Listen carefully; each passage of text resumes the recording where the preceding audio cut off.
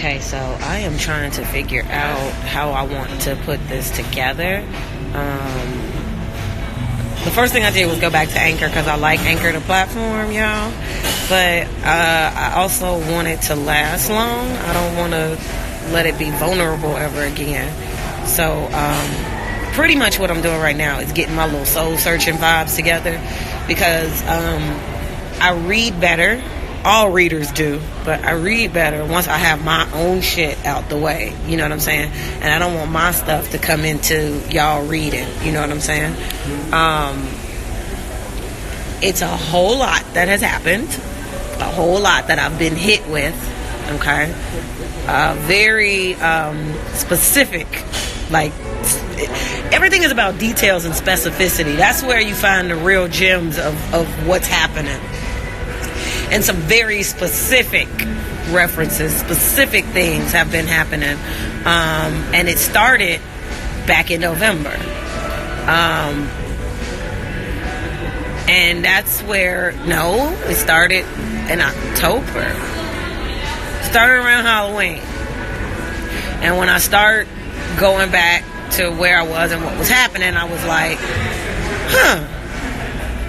And, a very particular post came across my timeline, and I hadn't seen a post from that particular person in years. That part. And just the sheer appearance of the post, I was like,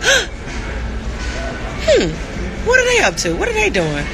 Like, just the sheer appearance of the post. And it wasn't in regards to anything that was going on.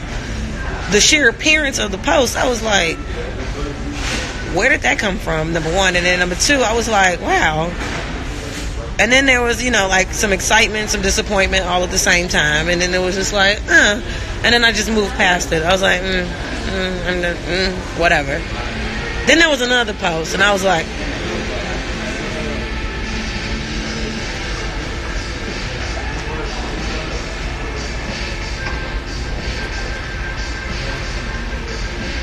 and I was like, And it sat with me longer. And I was like, nah. And then I just kept moving. And then some very specific stuff started happening. And then a tragedy happened.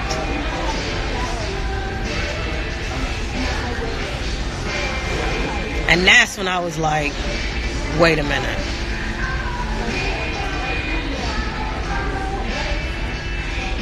And then all the stuff that people was forcing on me and pushing on me and all of that no longer was important no more. Because then it became all about me getting down to, okay, now wait a minute.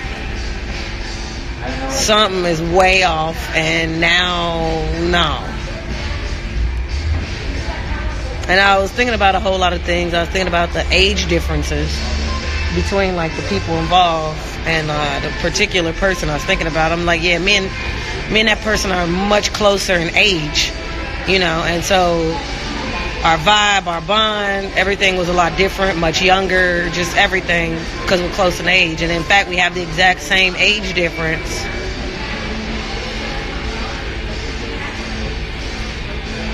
So I'm born in 82, he born in 78, just like they were. And I was like,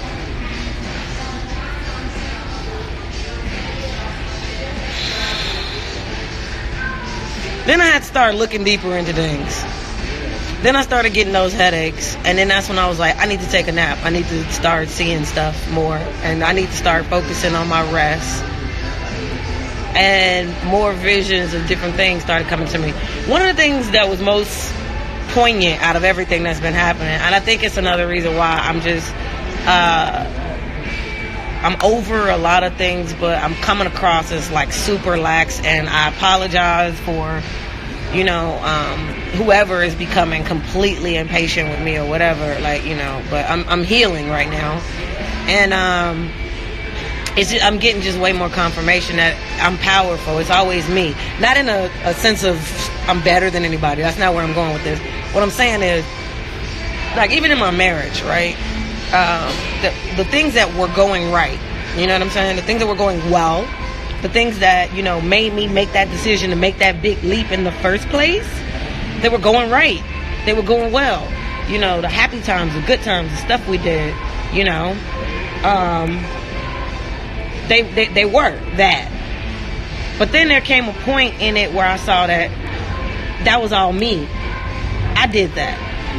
I made that happen. You know what I'm saying? Like, I had to step back, and energetically I was like, yeah, no, that was me. That was my vibration. That was my attitude. That was my co-creation. That was me taking action and moving that forward. And when I stopped doing it, I fell back just to see what he was doing, what he was contributing, what he was, you know, whatever. That's when it became obvious that he was just along for the ride, you know. And then once that became obvious, that he was just kind of along for the ride, then it made some of the things that we were going through make, number one, a little bit more sense, but then it made everything else intolerable. Because I don't want nobody that's just along for the ride. That's not what I signed up for. That's not who you said you were. And I'm going to hold you to it, because I'm going to hold you accountable, because I expect you to hold me accountable in this relationship too. We should not be making serious decisions and doing all of this if we're not going to hold each other accountable to the promise we made, number one, to ourselves, number two, to each other, you know. Or if you want to look at it, number one, to God, number two, to us, number three, to each other. However, we still should be holding each other accountable with all those promises. And we were far from that. And with everything else that's going on, even the situation, what took place, you know, previously with like Fifth and just everything. I did a 4-hour audio yesterday, and while I'm sitting here, I might as well look at that too. Mine as well, because it's going to take a while. But I was reflecting on stuff, and I was like, yeah, that's all me. I'm that powerful. For instance, right, I shared on the podcast before about my baby visions. The very first baby vision I had, I never saw the kids' faces. You know, I just knew their sex based off of, you know, the attributes and the clothes. I never saw their faces. So, you know, like the two baby visions that I had years ago, I mean, this is years ago, with like Dion, it's because I was powerful. I seen them. I totally seen them. It was the forest shit. We was all wearing all white. It was the forest shit.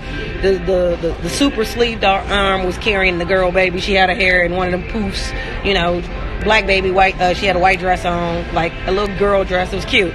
And I was walking. I had on a jean jacket, white dress. I was pregnant again, and we was walking through the park. Then there was another one where I was breastfeeding. I was sitting next to his mom. She was sitting right here. The TV was right there, and we was watching him on an award show. And that was the two, right? I never told him that shit. I never even shared that shit with him. For what? Although I had those visions, although they were very vivid, and I saw it, and I wanted it. When we had the actual real life conversation, it was anything but that. It was so far from it. He wasn't even excited about the conversation or none of that.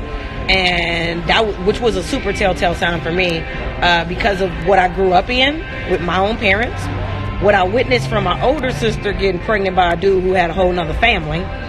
That part, I was very defensive and protective over that. I was like, no, whoever knocked me up, we gonna be excited about this baby. I don't want to just be somebody baby mama. I want us to like plan these kids. I want us to, you know what I'm saying? I want us to be doing the Running Man and shit because a baby on the way. Like, I want that type of pregnancy. Like, nigga, guess what? I'm pregnant. Bitch, shut up. And then we just started doing the Running Man. We gotta do officially the Running Man. If we don't do the Running Man, we got a body roll. Like, bitch, I knew it. I knew it too. Like, we gotta do like something like that. Or the snake. Yeah, I'm really dating myself. Earlier today, I accepted the fact that I'm the old ass bitch. Okay, and I've been doing this since 2015. I love going to the grocery store, and if they play like an R&B song that I love, like slow grinding to myself an owl, I be shopping in the grocery store, slow grinding, looking for what I want. Like, ooh, I'm 5 years in. I'm 5 years in. I caught myself doing it for the first time in 2015, and that's what I was like, I'm old. I'm officially one of them old bitches. Because this is what I do. I was doing it earlier today. I was in Trader Joe's getting my entire life to some Common and Mary J. Come Close. I was in there like what? You're on my mind. Just grinding, okay? So yeah, I always wanted to be, you know, the one we found out I'm pregnant. We started doing the Running Man. And we got like I need that. I need that. You feel me? That wasn't what that situation was, and you know, that's when a lot of shifts happened, a lot of things happened, and I ended up like letting that go for a long while actually. And I'm finna put the audio out. That's why we having this live right now, because I'm doing a few things. But that happened, and it spiraled another series of events. I would have never experienced Aquarius Boo, the Naeem situation, and none of that stuff if that situation went another way. You see what I'm saying? But it didn't go another way because it wasn't supposed to. It went the way it went. And then the other situations happened. It was the spiral effect. Okay, so then I was in the situation that I was in, but you know, I also was learning and healing from what was going on. So as much as I, you know, enjoyed the situation with Naeem, both of us were real hella defensive, and it was a very beautiful time. It was real simplistic. It was dope. Like I said, we're closer in age, so you know, it was a lot. It was different, you know, and there was a whole lot of things like I kind of wanted to say, but I kind of, you know, kept it to myself because I was like, oh, if he doesn't feel the same way, I'm gonna feel stupid. Finding out that he was doing the exact same shit. Oh, she don't feel the same way, I'm gonna feel stupid. Because we're both born on a Wednesday, so we're like middle of the week people. It's a long story. It's just, you know, whatever. That social awkwardness we like kind of run from, all that shit. So like when he jumped up and was like, yeah, found my queen, I was like, oh shit, okay. So you've decided I'm somebody's queen. Clearly not yours, but I liked what this was. I'm going to not have this anymore. All right, let me, hey, open your hand up. Open your hand up. Let me get that heart from you. Thank you. All right, it's right here. I got it back. All right. Okay, no, you can do what you do. Do what you do. Yeah, it's fine. It's fine. Yeah, you're good. All right, cool. All right. No. You was about to keep it, but give me that shit back. Let me fix my bra. Hold on. Yeah, give me my heart back. Nigga, fuck that. All right, you good. Go ahead. Continue doing what you're doing. So that was that. And, yeah. And I left that. I didn't even go back. I didn't even double back. I was like, all right, cool. Just, yeah, do what you do. And, my husband came, like the first time he ever showed up in my life or whatever, like 6 months later. And then a year later, 6 months after that 6 months, because we did everything December 2012. A year later, it was like, all right, well, shit. Ain't nobody else talking about nothing. All right, come on, let's do it. I never had any more baby visions until I decided divorce. Because during my marriage, there was a specific period of time, and this kind of happened twice while we were together, and it created like friction, because what we agreed upon was that we was going to give ourselves some time to enjoy each other, you know, especially since I had a career that was kind of hectic, you know what I'm saying? And what we agreed upon is like, you know, for the first year, we ain't never been married before. We've never experienced marriage. Let's like figure out what this is. Let's have fun with what this is and experience this. And then let's bring some kids into it. And he was all with it. He always was with it. But it was always me putting it up for suggestion or whatever first. Right? He was always with it, but that's not what his actions did. He was always sliding condoms off, always like trying to pull whoopsies and woo. I had to get on birth control, and I hadn't been on birth control in some years. I had to get on it because I couldn't trust him. He kept trying to like pull moves, and I was like, not now. Like we could, like, dude, what do you want? You got me. I'm here. We married. Dude, we can do whatever the fuck we want. We grown. We married, and you know I want kids. But let me work this shit out first. I'm trying to do some stuff, you know? And when we weren't on the same page with that, that was like a hella red flag. But I still continue, you know, we got to work through it, you know, whatever. And then, you know, slowly but surely that tower just kept falling. And we had a real fiery, you know, disagreement. Like, just like we was just shooting verbal darts at each other. It was just very piercing and all of that. And that was around Thanksgiving, and that was one of the worst Thanksgivings I ever had. And the Sunday after Thanksgiving, I'll never forget being in church, and for the first time I finally saw the vision of my daughter, and I was like, but I was considering divorce, and that was my confirmation. Yeah, you got to get the fuck out of here. Before that, let me reverse. Before that vision though, right? There was a period of time, that the summer of 2013, especially with that second ceremony that we had, all of that stuff. We was living our lives. We was married. What the fuck? And I wasn't getting my period. And that was the very first time ever in my life where I started feeling symptoms that I never felt before. Because I ain't never been pregnant, so I don't know what the fuck that feel like. You know what I'm saying? But that was the first time in my life, in my entire life as a woman, where stuff started happening to my body that, like, I was like... And I began talking to my mama about it. And she was like, yeah, it's going to feel like she was giving me game and shit. She was like, yeah, it's going to feel like, you're on your cycle, but nothing is happening. You're going to do this and that. And that shit was happening. And I was like, I couldn't sleep on a certain side, all that shit. And I was like, and he had got somebody pregnant before. So he was like looking at my stomach like, yeah, I think we might have did it. I think you got a baby going in there. And I was like, but that's not what we was trying to do, and you know that. Like, you know that. I mean, we here, we married, but you know that. And he was like, yeah. So when he hit me with the, I don't think you should do comedy and all of that, and, started saying what he really felt, that was the nail on the coffin, because it was like, you felt that way.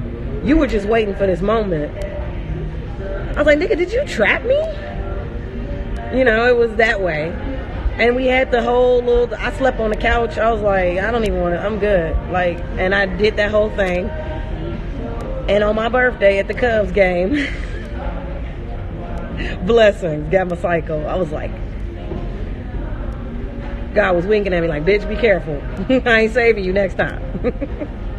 And I'll never forget that feeling, because that was the beginning cycle of, once I went through it or whatever, I had to start meeting him face to face. Like, okay, so what we finna do? Because that was not okay, and I don't really think I see a future with us if we gonna do this.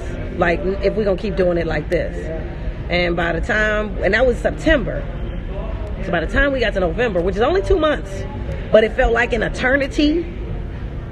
And stuff wasn't, and it was all kind of stuff that just kept unraveling. I was like, that was what he was on. Okay, I'm good. No, thank you. I'm ready to get out of this. So when I went and saw that vision, and it wasn't with him, I was like, all right, I know what I need to do. And I filed for divorce. We got out of that, whatever.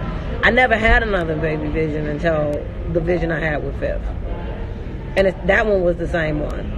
I got a green shirt on, black pants, pink, I got a white towel on this shoulder here, and I hand him to her, and she's like all wearing like all pink, and she's real cute, and he has on like this sweater that looks like it's not Coogee, but it is colorful like that, and he's like just looking all in love with her and smiling, and he's all looking all like happy and shit, and that kept happening. And the first time I saw that one was on my birthday, the year I turned 35. All right. And because of what happened the year prior, where I didn't get my cycle for almost 3 months, but I ain't have a positive pregnancy test, but I lost sight in my eye. And my last conversation with my mom was me asking her, hey, how did you know when you was pregnant with Tony? Because I think, like, the last time what you told me was what you told me, and I was feeling those things, but I got my period. Now I haven't, and, whatever. And specifically that phone conversation, she didn't answer me. She was like, "Ooh, Ronnie, I'm tired. I gotta go." And I could hear it in her voice and all of that. And I was just like, "Okay, you gotta go, Mom. Okay, you know what? I love you." Da, da, da, da, da, da, da. And that was our last verbal conversation ever before she left this earth. The entire conversation up to that point went really well. We hashed out a bunch of shit. My mom started in 2015. She ain't died till November 2016. In 2015, My mom started the end of 2015. Even after she did all that bullshit she did while I was taping Wildin' Out. Okay? At the end of the year, 2015, she started unpacking all of her, like, you know, stuff with me. That's when she explained to me the story of my birth. When I, like, heard the whole story in full. Throughout my life, I heard bits and pieces of it, because I always heard that my uncle drove her to the hospital. He was kind of drunk and they got pulled over. I always heard that part. And I always heard about the part with her pressing the suit.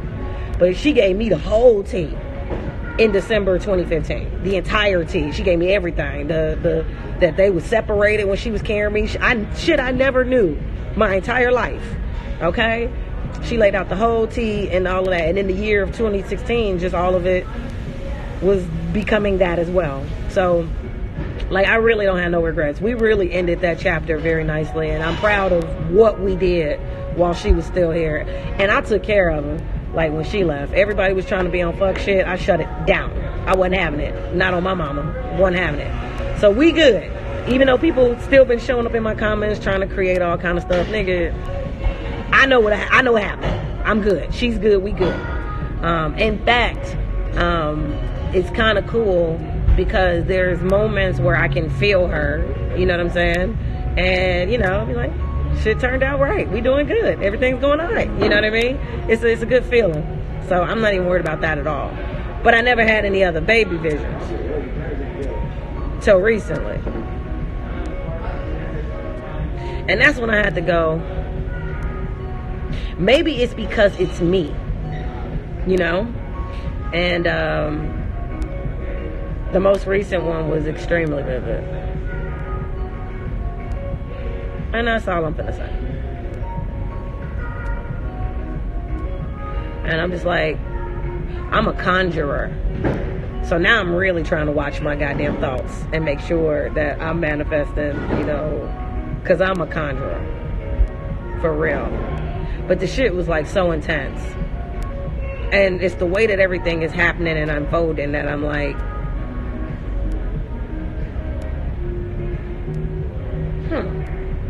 So, said all that to say, we sit up here putting it together, you know. All right, it's going. I'll talk to you in a bit.